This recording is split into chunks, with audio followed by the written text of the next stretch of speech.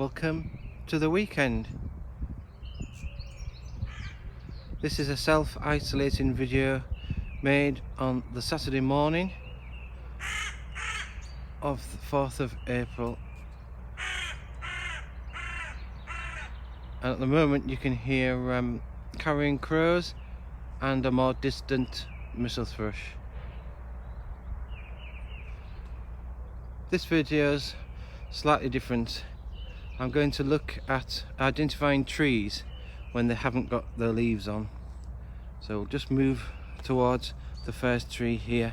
And this is the only example of this species in the cemetery. It's got quite a distinctive pale grey bark, and as you can see there's ridges on it as well.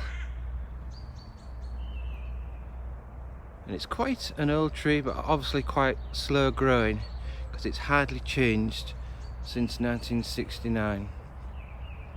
This is a walnut tree, apparently quite a rare tree in South Holderness. Move across to the next tree, and as you can see it's almost immediately a very different bark, more vertical ridges with lots of peeling bark. A much more common tree than a walnut. I'm just going to try and move up the tree, and you might be able to identify by, can you see the twigs just opening, and they're very sticky buds. So this is a horse chestnut tree.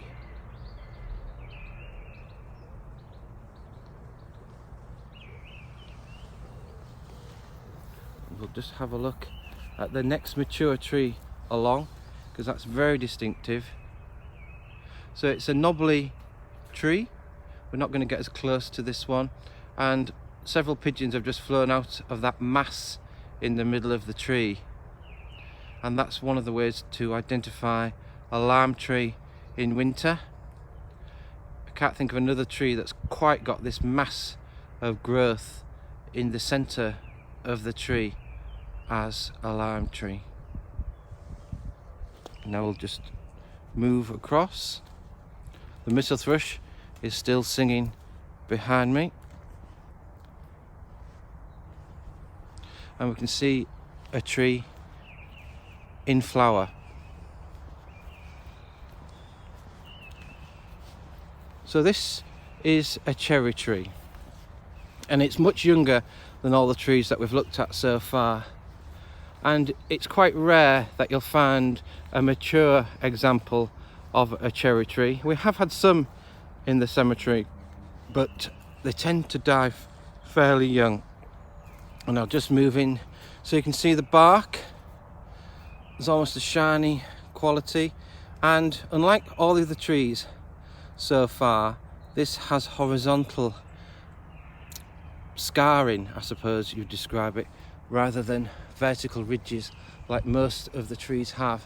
And I'll just try moving up just to see if we can see the flowers.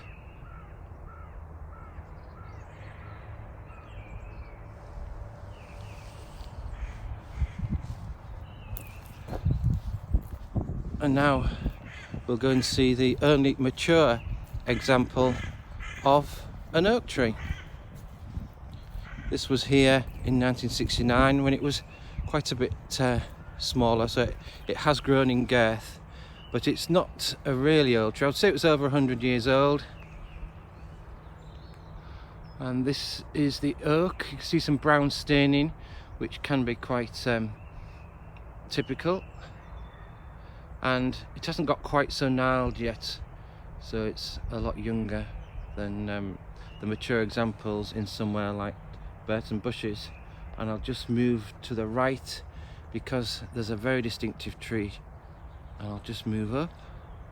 So you can see the branches don't come out horizontally much, they start turning upwards to the sky. This is a Lombardy poplar, so a very tall and distinctive tree, one of the easiest to identify, I suppose.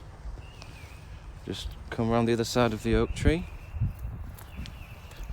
There are some primroses on the ground.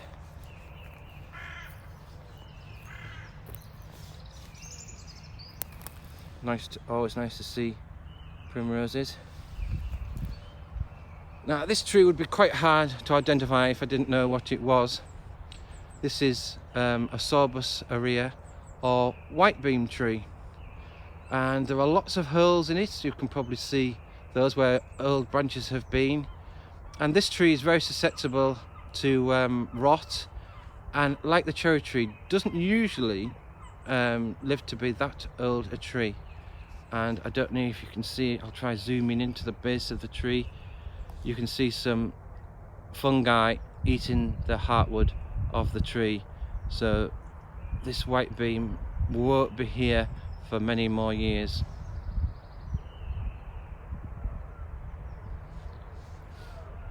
And then we'll just move across to see the remains of a different sort of tree. We've been looking at deciduous or broadleaf trees, and this is something completely different.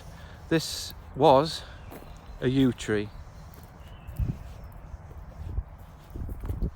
All the young yew trees were planted about 20 years ago. You can see another one in the distance there. Same thing, it has been chopped down. And I'll just have a look at the stump here, and you can see the very distinctive needles. This has probably been cut down because although they're quite young, they've grown quite quickly and they're very bushy, and they probably interfere with the mowing machines that they use in the cemetery. Okay, so that's quite a quick introduction to some of the trees in the cemetery. Thanks for watching.